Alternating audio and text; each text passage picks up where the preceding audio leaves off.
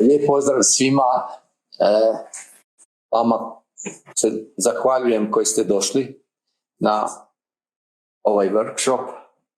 Zahvaljujem se organizatorima. Najprije doktoru Drašku Tomiću, da je ovu temu uobličio u ovaj sadržaj i da je uspio iskomunicirati sa svim predavačima, a i s vama u konačnici. Zahvaljujem se i ostalim, i Davoru i svim ostalima koji su dali doprinos za ovaj događaj. Ovaj događaj za vas može biti koristan, a možda čak i značajan u vašem budućem radu, kao što svaki seminar, svako predavanje uvijek nosi jedan potencijal mogućeg budućeg doprinosa i uspjeha. Ono što bi ja još samo ukratko skrenuo pažnju, da je naš suradnik Branimir napravio krasan dizajn za ovaj događaj i znate današnji program, da ne gubimo vrijeme vezano za to. Ja bi iskoristio ovu prigodu da odamo poštovanje i počast našem dragom prijatelju i znanstveniku koji je, nažalost, ove godine preminuo. To je profesor dr. Željko Svetružić. Ja sam tu napisao najbitnije stvari o njemu. Bio je vrstan znanstvenik, onaj izvorni, dobročudni, konstruktivni, plodni, napredni znanstvenik koji je gledao u dubinu problema i rješavao je te probleme koristeći APC, i vezano za to smo došli u kontakt i u suradnju i uspostavljena je dosta lijepa suradnja. Bio je jedno vrijeme suradnik Znanstvenog centra izvrsnosti Data Science, a u zadnje vrijeme je se otvorilo nekoliko tema i suradnja i projektna inicijativa vezano za razvijanje novih alata kojim bi se moglo dublje ući u određenu problematiku.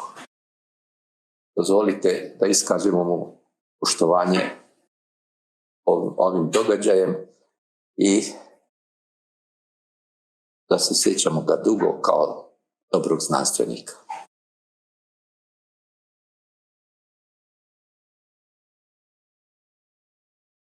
Vi svi dobro znate da je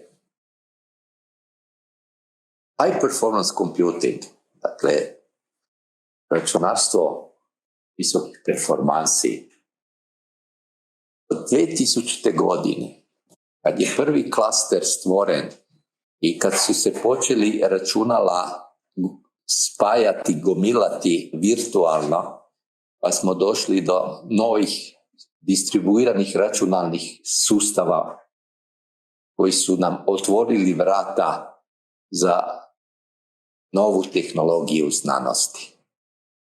Rodila se e-science tehnologija,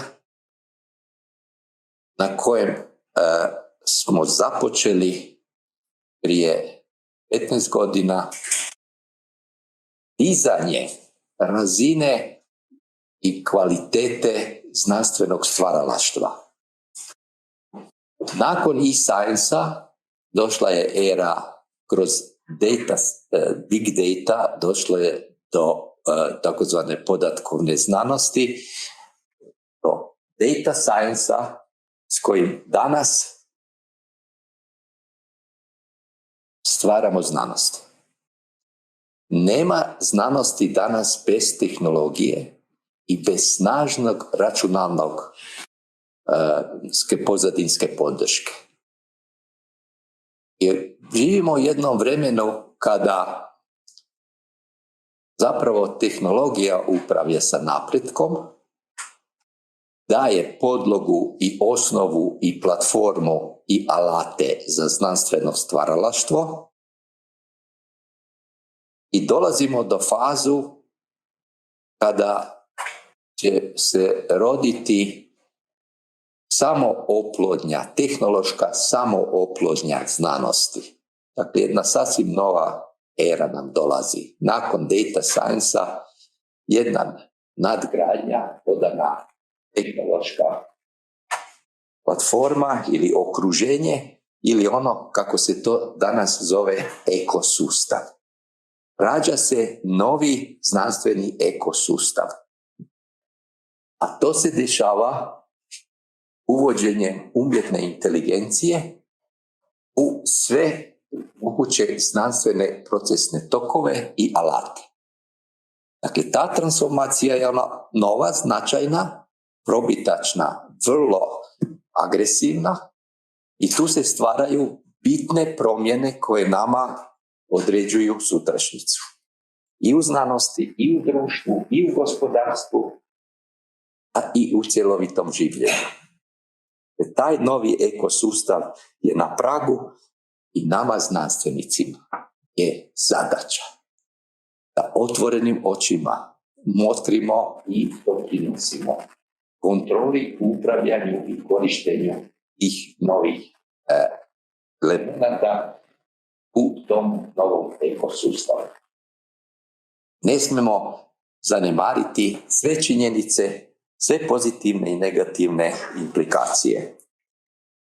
Europa je shvatila da računalstvo velike moći i snage je nešto što može parirati u takozvanom Innovation Union programu Europe sa Kinom i s Amerikom i onda su krenuli u jedan veliki projekt koji se zove Europe HPC. I rezultat toga je sada da imamo 7 velikih računala u Europi, koji imaju nekakvu računalnu snagu 665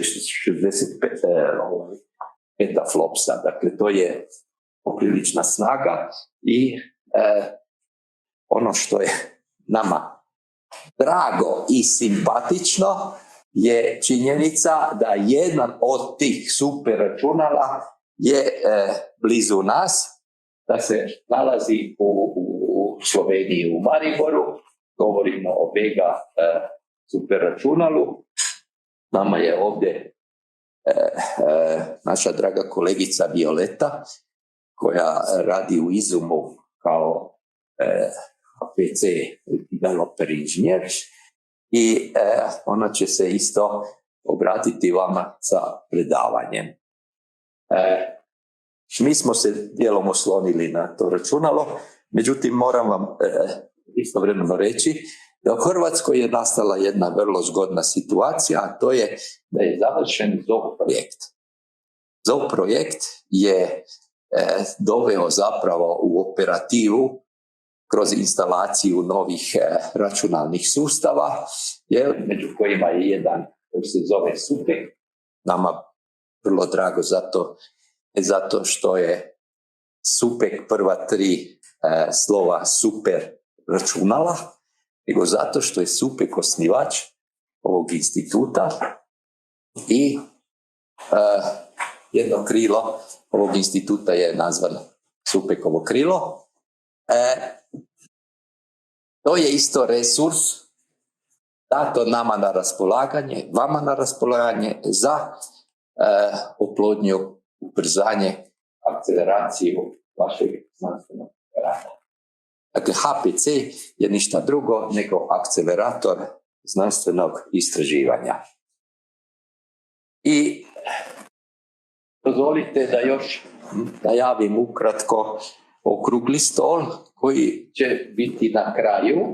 Dakle, taj okrugli stol tretira ove teme vezano za HPC i na tom okruglom stolu učesnici su predstavnici zapravo velikih računalnih instalacija, sustava, vezano za Vegu, je iz Izuma, iz Maribora s nama Violeta Čikaleska, iz Rijeke, vezano za Buru, je tu naš prijatelj Gordan Janeš, i iz Srca, nema ga sad tu, ali će stići Emir Ima Magić, koji je istovremeno i voditelj Euro CC2 projekta, a taj projekt je jedan veliki nacionalni projekt koji podržava i izgrađuje nacionalni kompetens centar u Hrvatskoj, a ima zadaću da daje potporu i vama pomoć u pronalaženju resursa, u korištenju resursa, u aplikacijskom inženjeringu i u svim ostalim mogućim elementima suradnje. Dakle, EuroCC, dakle, CC2 je vama zapravo na raspolaganju. Mi, sa Ruđera smo partneri EuroCC-a, voditelj je Emir Srce. I sad na kraju i vam samo skrenuo pažnju da na izlazu imate određene materijale vezano za računalne instalacije Srca i da to slobodno možete uzeti.